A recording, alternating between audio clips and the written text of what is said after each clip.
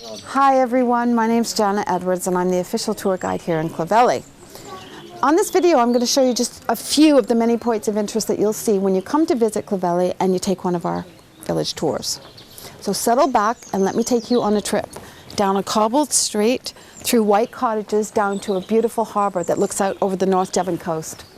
And if you don't have time to see the whole video right now, you can easily find out more information on our website or look at one of these convenient pamphlets.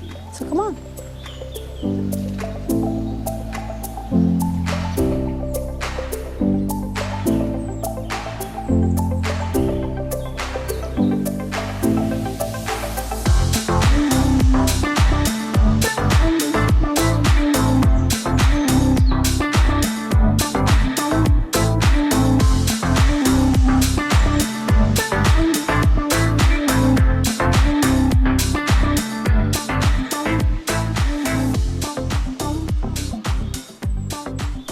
Clovelly is located in the southwest of England on the beautiful North Devon coastline, which is an area of outstanding natural beauty. It's close to Bideford, Bude and Barnstaple, just off the A39 near to Hartland, and is one of the major attractions in the southwest. It's a historic fishing village that was once owned by the Queen of England and is wedged into the cleft of a cliff, which has probably helped it to preserve its historical look and feel for so long. It's almost untouched by the modern world as we know it. Clovelly has a lot to offer visitors with all these points of interest. There's a visitors centre, the famous Clovelly donkeys, craft workshops, scenic viewing points, the historic village, all the various inns, village stores, chapels, tea rooms and a historic harbour to take in when you visit, as well as Clovelly Court Gardens, which you can visit afterwards. So let's go back to Jana to look at just a few of the points of interest that she visits on the official tour. When you mention Clovelly, most people think of the donkeys immediately. And we're going to go meet them ourselves in a minute, but the first thing I got to do is get out of this. So I'm going to go this way and I'll see you in a minute. Hello, here I am back with the donkeys. A little bit different of an attire, but I think it's more suitable somehow. So the donkeys. Most people when they think of Clovelly, they immediately think of these guys. Very, very important, historically and in the present day. Back in the day, the donkeys were particularly used to bring any heavy items up from the harbour, usually coal or limestone or fish, or if they packed rubbish, anything heavy that needed to come from the bottom to the top, these guys were probably responsible for it. Today, they have a little bit of a gentler existence. They take children on rides, they pose for photographs with children on the cobbles. All in all, they take it a little more easier, but that still doesn't make them any less special. Okay, we're standing outside the Fisherman's Cottage. This is how a family would have lived in Clovelly in the 1930s. So let's have a look inside. The cottage is packed with fascinating information and old photos to help us understand the fishing heritage of the village. And like all early cottages in Clovelly, it's built from cob and stone. The parlour is decorated with various domestic treasures from the period, including simple cottage furniture, colourful pictures and china ornaments. The tiny kitchen is plain but full of period charm, and upstairs there are two bedrooms, one small and, as you can see here, the other even smaller. And while the owners slept in relative comfort in the bedrooms, the children and lodgers had to sleep up here in the attic on these straw mattresses, which helps you to understand how hard life was for the villagers back then.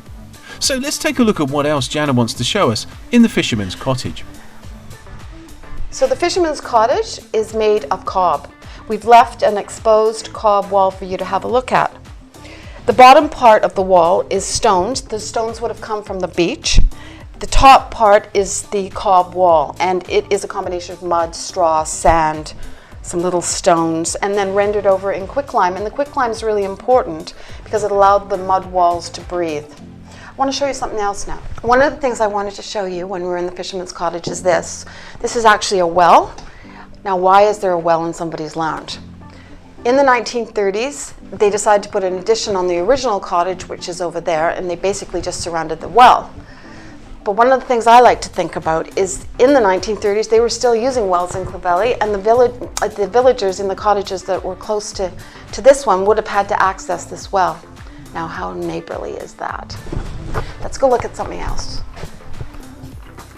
Another interesting fact is the author Charles Kingsley and social reformer lived here in Clovelly. The museum is actually this way. the museum gives us a good insight into Charles Kingsley and his background.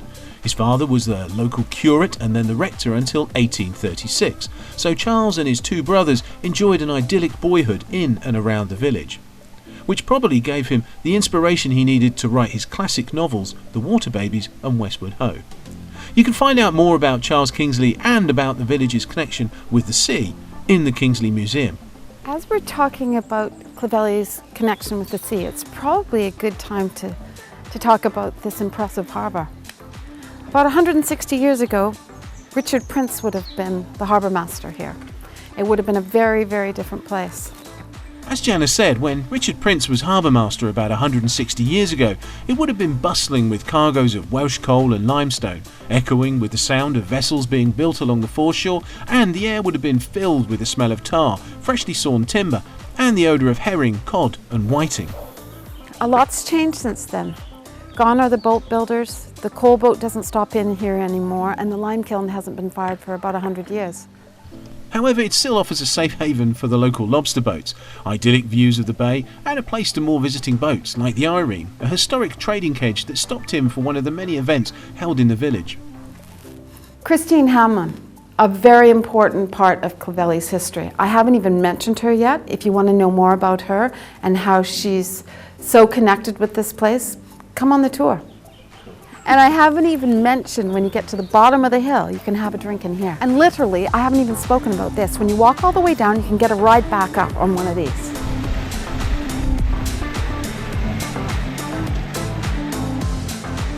So I hope this short video has inspired you to come and visit us in Clovelly and take a tour with me. If you'd like to find out any more information, you can book online at www.clovellyvillagetours.co.uk. Hope to see you soon.